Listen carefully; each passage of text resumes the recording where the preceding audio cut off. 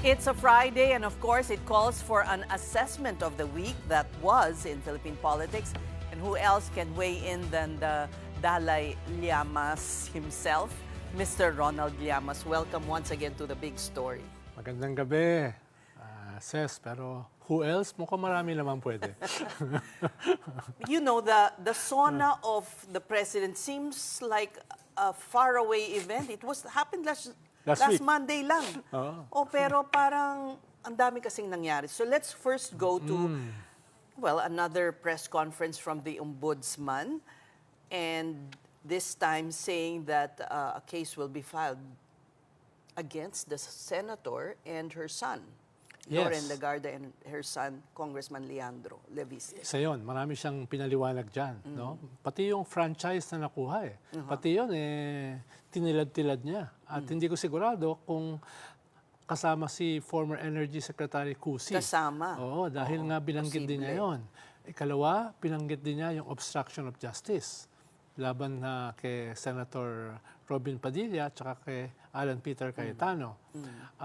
Hindi niya binanggit, pero binanggit ni Senator Ping Lacson na dinala na niya sa ombudsman yung mga nadiskubre niyang mga anomalya sa Taguig. Alam mo, ayan naman, selective justice ang maririnig natin sa Of course. kanila. Oh, ba't ka tumatawa? Sabi ko kasi dahil sabi ko nga dati dito, no? Ang problema kasi sa selective justice, even before nangyari itong impeachment, even before nangyari itong crisis sa Senado several months ago, talaga namang mga kasama nila sa minority yung may mga kaso Nadagdag lang itong obstruction of justice. Itong kila Leviste, kay Loren, dati pa yang lumalabas last year pa So hindi yan mga bago. Ang medyo bago yung obstruction of justice at saka in a way yung DPWH Ghost Project sa Taguig. No? Okay, pero itong mabalik tayo kay Senator Legarda. Itong franchise na binigay, of course, yung anak niya ang unang nagkaroon. Yes. Right? And it was her committee that crafted that measure. Medyo, may conflict of interest. Oo. Nung una ko napanood yan sa yung Senate hearing tungkol dyan, ni-raise nga yan ni Senator Franklin De Leon noon, no? Na nasan yung AOR? Ba't hindi, parang generic approval ng isang franchise na hindi malinaw. Nationwide hindi malinaw saan gagawin, etc. Kaya nung napanood ko yan, sabi ko, parang weird nun, no? Why do you approve a franchise na hindi malinaw yung mga specifics, no? Pero naaprubahan dahil nga yung head ng committee on energy ay si no less than the mother herself, no? Na dapat nag-inhibit na at that time Kaya tuloy ay hanggang doon inuungkat ni Ombudsman. Paano ba nangyari ito? Pero yung pinakamalaking issue ay na-deliver ba yung commitment do sa franchise? Exactly, kasi kahit naman hindi ang Ombudsman, Secretary Garin had been saying this for a while now. Yes. Pero it's catching up on the minority, these nauungkat yung mga dati nilang nagawa, like Senator Alan Peter Cayetano, yung kanyang supposed, meron pala sa Taguig. Ghost project ba yun? Or ano ba ang nature nitong... It's a combination ng mga ghost projects. Halimbawa, at saka substandard? At saka yung, hindi lang substandard, no? Yung talagang hindi na-deliver or mga fake na mga... Accomplishment report. Yes. Halimbawa, isang project ay pare-pareho, iba-iba ang mga projects, iba-iba ang contractors, pero pare-pareho ang picture, ang billing, pare-pareho. Yung patunay, ay isang lang. litrato. So, ibig sabihin, na-quadruple yung project. No? At nakakatawa, pag makikita mo halimbawa yung mga pictures, same pictures, same geo tagging no? Pero iba yung billing, iba yung contractor, no? Iba yung fully paid, apat. No? May iba pa, ang dami pa. Kaya tingin ko kung sino man yung mga nakinabang dito, dahil ang sabi ni Senator Ping Lacson, alam na namin yung mga bagmen, hindi man, bagmen. At doon sa bagmen, merong isa pang mas malaking bagman, Okay. at doon sa bagman, merong pang isang pinaka-bagman. So, ibig sabihin, talagang niresearch ng husto ito ni Senator Ping Lacson. No? Pero bakit hindi ito ginawa ni Senator Lacson when he was chair of the Blue Ribbon Committee? Dahil lang ba, sinabihan siya ni Senator Cayetano na bakit dumoble, quadruple pala ang kanyang salin, ang kanyang net worth? Well, yes and no. Una ay may iba kasing nakasalang Parang noon do not cross me. Oo. Yung una kasi, ang nakasalang noon, karamihan yung mga sa Bulacan. Di ba? Ang mga testigo noon, puro Yung mga mga taga Bulacan. PGC boys. Di ba? Ikalawa ay si Yusek Bernardo, nakafocus naman doon sa mga binigyan niya ng billions. Malalaki yun, di ba? Kumbaga, nag-unfold pa lang yung Blue Ribbon noon nung natanggal sila. Di ba natanggal sila sa Blue Ribbon? Yes. So, hindi nagpatuloy, di ba? Hindi okay. nagpatuloy. So Tapos, may several But nasa na niya yan? Nasa radar na niya? Yes, tapos allegedly ay nung siya yung hinamon, siya yung nilink sa corruption, yung nadoble yung kanyang salin na ang kanyang paliwanag, hindi lang nadoble, quadruple, 'di ba? Tapos sinabi na tumanggap siya ng maleta na wala namang katibayan. Talagang nagalit siya. Kaya mas pinadali niya. Hindi na niya pinadaan sa Blue Ribbon. Diniretso na niya sa Diretso ombudsman, sa no? ombudsman. At allegedly, parang yung kapatid ni Senator Alan Peter na dating mayor ng Taguig ay tumulong din allegedly dito. So nagpatong-patong kaya napabilis. Eto, tapos sabi rin niya ay tumulong din ang DPWH para ibigay sa kanya yung mga yung geotagging, yung mga pirmado na mga dahil hindi naman niya makukuha niyan, makukumpleto yan ang walang tulong ng DPWH. So maraming tumulong. So, kumbaga parang airtight na ba ang kaso niya kaya? Sa Pilipinas, Matutuwa kaya si Ombudsman Boying Remulla sa hinain ni sa Senator Pilipinas Lacson? naman wala namang airtight. 'Di ba? Ito ngang si Oo nga. Bong Revilla Yes. nabigyan ng Worrisome yun because the ombudsman is saying na kaya it's taking time because he wants the cases to be airtight. And here, he is out on bail. Yes. So- At ito kasing kaso niya is malversation with falsification of public documents which is non-bailable. No? Hindi ko alam kung ano yung specific na sinasabi ng Sandigan Bayan na hindi siya ganun ka-strong Yes. yung kaso. Hindi ko alam yung proseso niyan, pero baka may mag-appeal din yan dahil nga non-bailable yan. Kung mahina yung kaso, edi dun sa hatol. No? Pabilisin nila yung proseso ng trial at saka yung judgment. Pero hindi natin alam yan. No? Parang that's medyo setback yan for the ombudsman, di ba? Yes, dahil siya yung nag-file niyan sa Sandigan Bayan. No? Once again, we are appreciative na nagpe-press con si ombudsman and telegraphing all his punches. But parang when he does that kasi, in a way, it binds him di ba? To deliver. Pero after kasi ng SONA, at sinabi ng presidente na yan ay nasa kamay na ng ombudsman at mamadaliin na yan, kinakailangan din niya mag-deliver, no? Wala siyang announcement kay Martin Romualdez today. Ibang personages ang mga sinabi niya.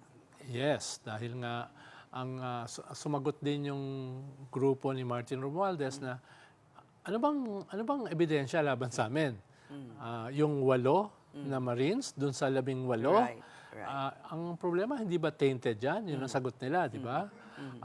Unless may iba pang ebidensya, yung ombudsman, na hindi pa natin alam.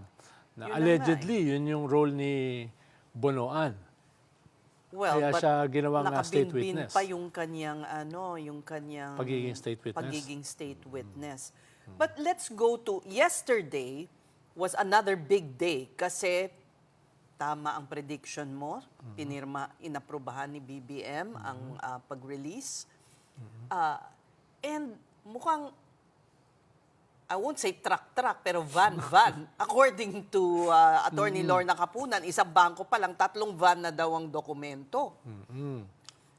Mahirapan din ang prosecution to make sense of all of these papers and documents, di ba? Well, meron naman sila mga staff na susuri niyan eh.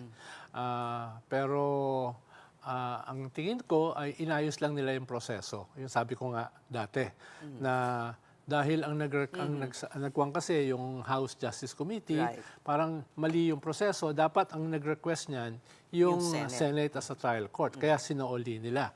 At katulad din nangyari nung panahon ni Corona, ay pinirmahan Ni Pinoy. ng presidente na yan ay gamitin sa trial. Kaya nga, walang masabi sila Mads Carpio. Well, Oo. sinabi niya, ang defense niya, kung merong something questionable, dapat tinawag na sila ng BIR. But that is not the reason why these documents are being Sui generis subpoenaed. Tawag dyan Sui generis, no? Yung impeachment court ang nag-request, hindi na kailangan dyan yung mga usual processes, no? Dahil nga, very distinct yung impeachment. Plus, it's really to be able to ibabangga mo lahat ng mga Mga ebidensya, dun sa bank accounts, no? tax returns ni VP, Yes. nilang mag-asawa. Oo, parang sa SALN, tax returns, tapos yung, ano ba yung pumasok sa mga bank accounts na naaprubahan last week na ililift na yung bank secrecy laws at ire-request na yan. No? Ibang usapin pa kung yan ay gagamitin as evidence. Pero at the very least ay isasabpina na yan para yan ay pag-aralan kung magagamit as evidence Dumating dito na sa... nga yung iba eh. Pero ang we are still in the confidential funds. And Yes. next week, ipipresent ng mga COA officials, right? Ngayon, ito, I asked Attorney Lorna this and I'd like to ask you, hindi ba madumi rin ang kamay ng Congress in a sense? Because why did they pass that bigyan ng confidential funds ang DepEd? At that time, allies, uniteam pa sila noon. So, Well, don't you think that's also, meron din silang kasalanan? wala namang may clean hands dito. Di ba? Tayo, dahil wala tayo sa gobyerno, medyo malinis-linis yung kamay natin, di ba? Huwag mo kong isali dyan. Kanya nga, di ba, mga congressman Oo nga, yung kakasuhan, kaya nga, di ba? Parang, it's an irony for me. Well, Because in the first place, they gave it to her. Of course, they didn't tell her misuse it, but ibigyan naman ng intelligence funds ang DepEd. Ano nila yun? ini-infiltrate to kasi ng mga insurgents, ng mga komunista, ang mga eskwelahan, di ba? Kaya, pero nagulat ako doon sa laki dahil nung panahon namin, konti lang ng intelligence fund. Pero mo, National Security Advisor, 1 million lang yung intelligence fund. Ganun ba? Head ng lahat ng intelligence agency, di ba? Kaya nga, naging generous ang Kongreso sa kanya. Lumaki na lumaki yung intelligence fund. Na akala nila ay hindi i-audit. May rules dyan ang COA eh. Hindi yan yung usual auditing system. Pero, meron pa rin yung auditing kahit papano. Yun ang ipipresent nila this week. Kasi parang yung land bank branch managers were just saying na ito yung funds, ganito nila withdraw in cash. But Halos hindi nga kinross-examine ng defense Oo eh. Ba't nila i-cross-examine? Very factual. Yeah, very factual. Mga naman, hindi naman mga political yan eh.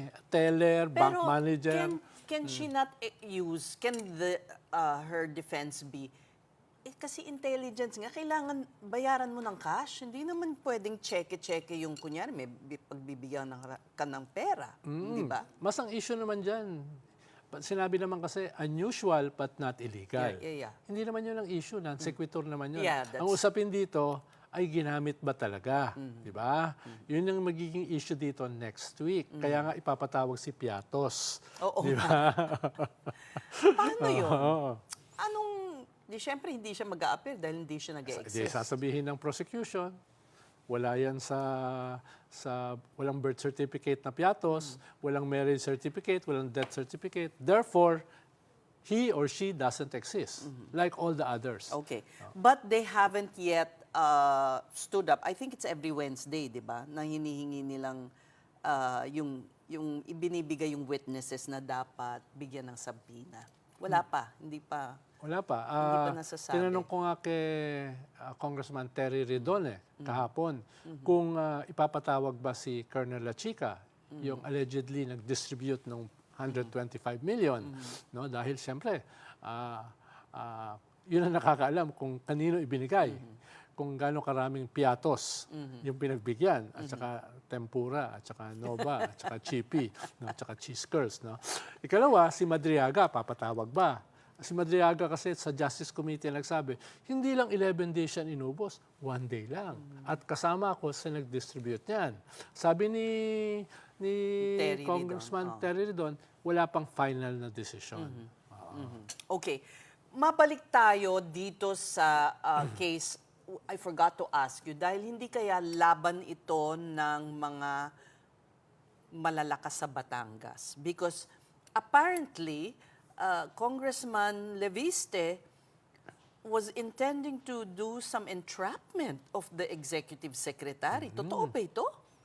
Sabi nung allegedly ginamit na bugaw, na pimp, at saka yung allegedly gagamitin ng mga babae, parang tumastigo sila na meron nga.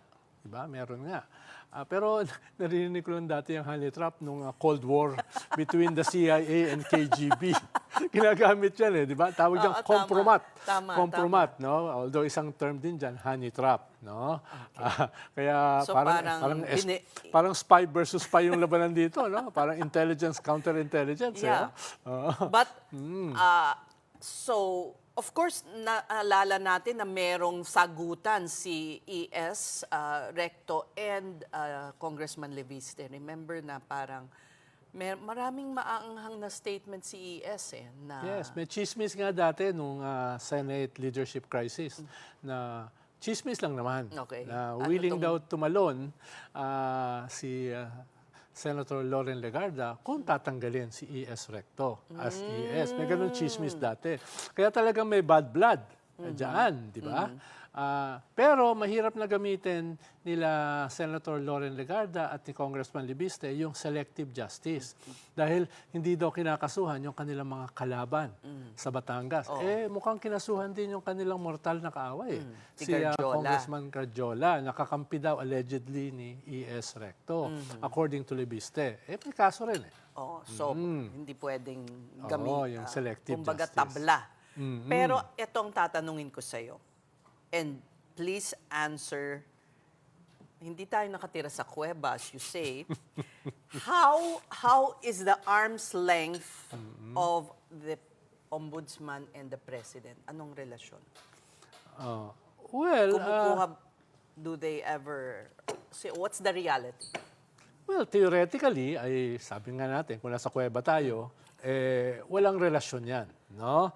But in the real world, no, lalo na galing siya sa cabinet, yung kapatid niya nasa isang pinaka-powerful cabinet position, yung kanyang tao ay secretary pa ng DOJ.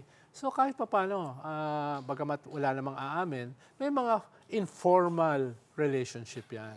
No? So especially with the ES, sorry to interrupt you. Go ahead. Yeah. Of course, ang sasabihin ko, wala namang aamin. No? Pero yung realidad, di ba? Oo, yung realidad. Pag kalabang ka ng gobyerno, kalabang ka ng presidente, siyempre, mas Tatanong mabilis. ka sa listahan. Mas Oo. mabilis, Oo. di ba? Mas mabilis. You see, that's why it can be a distraction sinabi ni Pangulo, unang-una niyang banggit sa kanyang SONA, hindi ako presidente ng aking pamilya, etc. Yeah. Remember when those words were said by ERAP, the reverse happened. Diba? Pero nung panahon kasi ni ERAP, So, wala naman siyang kinasuhan na kamag-anak. Ito, meron No? Kaya yun ang pagmamalaki. Hindi pa nakakasuhan, hindi pa. Nasa preliminary investigation pa lang. Pero baka mahirapan siyang bawiin Dahil yun yung main main- take away sa kanyang SONA. Right. Di ba? Right. At last year pa yan napag-usapan nung sinuggest ni Secretary Vince Dizon at saka ICI member Babe Singson na kasuhan na. Pero yun nga, we have yet to see ano ba yung ebidensya at ano yung smoking gun. Unlike do sa iba, na nakita natin yung mga smoking guns at yung mga ebidensya in the hundreds of millions, in the billions. Bakit mahirap? Magaling siya. Kasi I think nabanggit ni Boying yun before, Ombudsman Boying, na maraming layers ng, I guess, companies, yung parang hindi lumalabas si dating speaker. Di ba pwede? If you want to hide your wealth, ganun ang gagawin mo. Pwede, pero wala akong personal knowledge dahil wala akong wealth. Ikaw baka. Hindi. Walang... Usually, sa mga ganyang mga mayayaman, may layers yan. Yun May na mga nga. firewall yan. May mga kanyan, may mga dummies, no? etc. Unless yung mga dummies mo ay tumestigo laban sa'yo, no? Halimbawa, ang nag-i-implicate sa kanya directly si Saldico. Wala naman si Saldico rito. Tapos yung isa nag-i-implicate si Gutesa. Oo Hanggang nga, ngayon, nawawala. di pa natin nakikita si Gutesa. Yung nag-implicate sa kanya na 18 Marines, parang na-taint yung ebidensya nila dahil Because nga kung sa sino-sino dagdag na- bawas. tama, No? tama. Pero kukunin daw doon yung 8. Hindi ko alam kung paano gagawin yon. Dahil nga Hindi yung kasi dati, parang yung affidavit nila as a group, di ba? Ang gusto nila, isa-isa. Na we'll see, but alam mo, time is running out. Di ba? So, and the president, well, let's go to the SONA. While it was, you liked his speech. Many liked his SONA. Right? Well, knowing yung ating sitwasyon, it was a good speech. Sa dami ng ating problema. Na parang sinasabi niya sa mga tao, tutulungan ko kayo in the here and now. No? Aayusin ko ang inyong tax relief, aayusin ko yung presyo ng kuryente, aayusin ko yung mga ayuda, no? Bababa ko yung problema sa inflation, dadagdagan ko yung inyong sahod. Although yung iba dyan, medyo may na-backpedal na. Paano binawi yung pagtaas ng sahod? Okay. Or yung dynasty, anti-dynasty measure, dati niyang sinabi yon to, I guess, assuage the anger, di ba? Na Yes. kasi yan ang root cause din ng corruption. Pero hindi niya sinabi. Hindi niya nabanggit. Oo. Hindi rin niya nabanggit yung upper middle income country na tayo. Na, di ba? Oo nga. Hindi rin niya nabanggit yun. Siguro baka... Sabi mo, yun ang babanggitin niya, baka pagmamalaki niya yun. baka kasi, na-realize niya, baka magalit yung tao na hindi naman nila naramdaman. Di ba? totoo Yung naman, ganun ba? totoo Baka naman. on second thought, baka nagkaganon di ba? But based on the Opta survey, yung corruption is still a concern almost as much as inflation is. Yes. Oo. So they need to really make up for lost time dahil wala sila masyadong na-report. In fact, parang finorgive natin siya dahil sinabi niyang hindi siya presidente ng kanyang pamilya pero wala siya masyadong accomplishment sa Kaya flood ang focus control. niya is primarily relief, primarily amelioration. Dahil alam niya, practically, 1 year na lang siya. Yung second year kasi, kampanya na yan. Correct. So dito siya nag-focus na ano ba yung kagyat, tawag niyang kagyat, na benepisyo na makukuha ng mga tao. Hindi na niya pinag-usapan yung mga structural problems. Diba? Hindi na niya masyadong tinalakay yan. Ang tinalakay niya ay yung sikmura issues, yung Diretso sa health taong issues, bayan. Diretso. expansion ng PhilHealth, yung kuryente issues, no? Ito ang gusto kong tanungin sa'yo. Yung health, sinabi niya na ang MAIPIP ay gagawin ng digital and directly ibibigay na ng PhilHealth. Hindi ka na dadaan sa mga politiko. Correct. Sabi niya diba? wala ng GLG. Ano ba yun? Yung Guarantee letter. Oh, yun. Oo, diretso And ka medyo na. natawa siya. Medyo natawa siya. Tapos- Kaya ba niyang gawin yon? Tapos sinubukan ng iba, oo nga, meron ngang website tungkol doon. No? So, tinest nila. Okay. Oo. Kaya ba? Dahil we are entering, as you said, kampanya na. Di, syempre magagalit ang mga kongresista. Kailangan nila yan. Yes. Ang tanong ko lang ay gaano siya ka-sustainable dahil yung fiscal space natin manipis. Ang trade deficit malaki. Malaki. Tapos wala ka naman masyadong pagkukuhanan ng bagong utang. Dahil nga may global crisis, hindi ganun kadaling makautang ngayon. At kung sakaling meron man, mataas ang interest rates. So gaano ka-sustainable ang ayuda economics? No? Kung hindi mo naman na-develop yung mga productive forces ng iyong economy. Although nabanggit niya yung Pax Silica. Ang sabi ni Vice President, Pax Sili something, di ba? Sili, yung manghang ba? Manghang, oo. So, nabanggit naman niya yan. Paano? Game changer yan. Possible game changer. Of course, wala pang substance. Ang nakita pa lang natin is the brochure. Oo. Hindi, tas idagdag ko pa, tax relief. O di, tatama na naman ang revenue raising measures ng gobyerno, di ba? Yun nga, na usually kasi pag Dapat sa tax nila kunin yun. magsasabi ka na babawasan mo rito sa revenue, saan mo kukunin? Yun na nga. Hindi niya in-specify yun. Yeah. At least hindi pa. Di ba? So yung sinasabi ng iba, sustainable ba yan? Hanggang kailan yan? Dahil yung Iran war, hindi pa naman natatapos. Ang tawag doon, the forever war. Di ba? Right. So are you seeing this as empty promises lang? Hindi naman. Siguro ang usapin lang ay saan kukunin yung pag-sustain. No? Saan kukunin yung pag-sustain? Tingin ko yung part niyan ay pwede lang simulan. Yung other parts ay kailangan pang makita kung saan kukunin. Yan ba ay kukunin sa matitipid sa anti-corruption? Hindi pa natin sigurado yan. Yan ba ay kukunin sa ibang assets ng gobyerno na hindi naman ginagamit? No? Ibebenta mo? O, yan ba ay kukunin sa mga GOCC na malaki ang pondo?